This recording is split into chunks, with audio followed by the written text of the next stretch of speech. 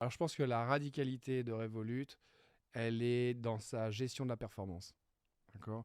Gestion de sa performance au niveau produit, au niveau équipe et au niveau individuel. Je pense qu'aujourd'hui, euh, la performance d'une entreprise, elle est avant tout liée à sa culture et à quel point on est strict sur sa culture. Parce que tu connais toutes ces boîtes, tu sais, où tu as le joli site internet avec les valeurs de la boîte, etc., etc. Et je pense qu'elles ont toutes des très belles valeurs. Mais la vraie question, c'est à quel point Elles sont vécues. elles sont vécues.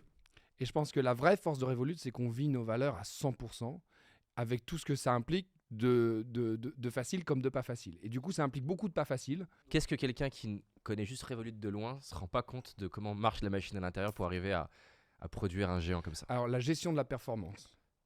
Aujourd'hui, on a mis la barre très très haut en termes de talent, en termes de qualité des personnes avec lesquelles on travaille. Ça demande énormément d'efforts à tout le monde. C'est-à-dire qu'on a par exemple des systèmes de revue de la performance qui est fait de manière trimestrielle, où c'est très dur, parce que tous les trimestres, on a les objectifs qui montent, qui montent, qui montent, qui montent, et qui met beaucoup de pression, du coup, forcément, sur les équipes, parce que les équipes sont aussi très responsables de ce qu'elles font. C'est-à-dire qu'il n'y a pas de dilution de la responsabilité, c'est-à-dire qu'on laisse beaucoup d'autonomie aux équipes, qui favorisent l'innovation, l'agilité, etc.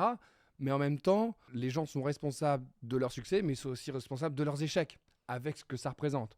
Donc du coup, on est sur un modèle de gestion de la performance qui va être beaucoup plus proche, on va dire, de l'investment banking ou des grands cabinets de conseil, etc., avec un turnover qui est plus important que l'ensemble des boîtes de tech. C'est-à-dire que nous, c'est pas...